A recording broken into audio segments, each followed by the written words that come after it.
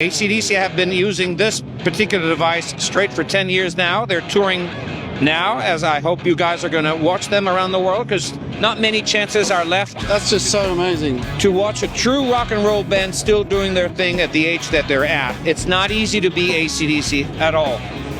And they're still using the device. Angus has been using it, still using it.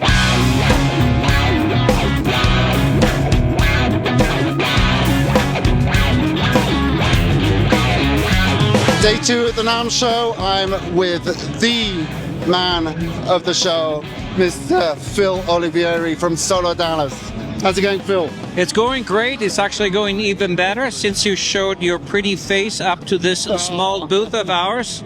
It's a joy for me to be with you, to meet you in the flesh. You have helped us so much. You are such a hard-working musician with your second album now out. You can't be stopped. There's so much passion in you, and all of us at SoloDallas, we all noticed that. So there wasn't a better user than you with all our stuff. So thank you in several languages, including French. Merci. So touched, so honestly, Mon really frère. humbled. It's just the truth. And it's the truth that, it's such an honor to meet you today, because it's the first time I'm meeting Phil, but I've been working with him for the past couple of years, using the amazing tower just here. Look, this is the Graal. This will change your life as a guitarist. Your life won't be the same without it. Bad. And so tell us about, yes. it'd be better if you put it in your words, obviously. Yes, of course. Tell us about the SoloDallas range. Let's make it a few words, because the Italians can talk a lot, definitely too much, and sometimes you have to cuff them behind their back in order to shut them up. So I was the guy that brought the circuit back from history. It used to be a wireless device that a few but extremely famous bands used in the 1970s and throughout the 1980s.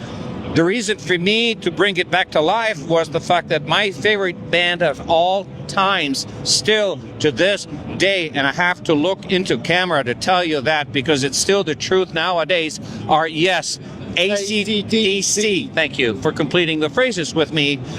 And I had a couple albums that were really very important for me, still to this day. Highway to Hell and Back in Black. There's all the rest, of course, are essential, but I really wanted to capture the sound of those. So I researched it, and I discovered that it was due to a particular wireless system. Once I figured that out, I had to find the wireless system. I found it directly through the original inventor, who had no idea that the wireless device had been used in the studio. So I purchased that device, reverse engineered it with a whole lot of work and passion. It wasn't easy at all, but they figured it out. So it came out first with a tower, got in touch with AC/DC thanks to a fan friend who wrote them and told them this crazy Italian had figured out that thing. So they called me to the studio in Vancouver, recorded a whole album with that, and so I had the idea, this could work, let's give it to the world. So after this, and AC/DC have been using this particular device straight for 10 years now. They're touring now, as I hope you guys are going to watch them around the world, because not many chances are left. That's just so amazing. To watch a true rock and roll band still doing their thing at the age that they're at. It's not easy to be AC/DC at all. And they're still using the device. Angus has been using it, still using it, and I can't wait to see him in Tampa, Florida, where I live nearby there. So after that, I wanted to take something that was cheaper, because this is quite expensive to make. And so we started making the pedal versions. We made the Storm first for guitar, then we made a version optimized for bass, which is this one, Bass X. Sounds like sex for bass. Some kind of sexy marketing merca for that. And then recently with that one single switch, one knob, little SVDS boost, that it's the same sonic character of the rest of the Schaffer line, but it comes cheaply at $129, $139. I don't even remember the prices exactly. American marketing. And so new out this year was the amazing Orbiter Fuzz. Tell us about that. The Orbiter and the SVDS Boost are the new additions for the end of 2024 and beginning 2025. Then we have more surprises coming out. Our brother from another mother, Matt, will come to know that, and we'll reveal it to Europe when the time comes. But for now, the Orbiter is a fuzz. I never liked a single fuzz in my life because they are too woody, too thick. I couldn't use them. So our engineer in Belgium, Europe, said, let's make it with his Dutch accent. Let's make something that really sounds good. Tell me fuzz, yeah? I said, yeah, well, if you can. And he said, yeah. And he came out with this, which is a mixture of a few. I'm looking at Doug.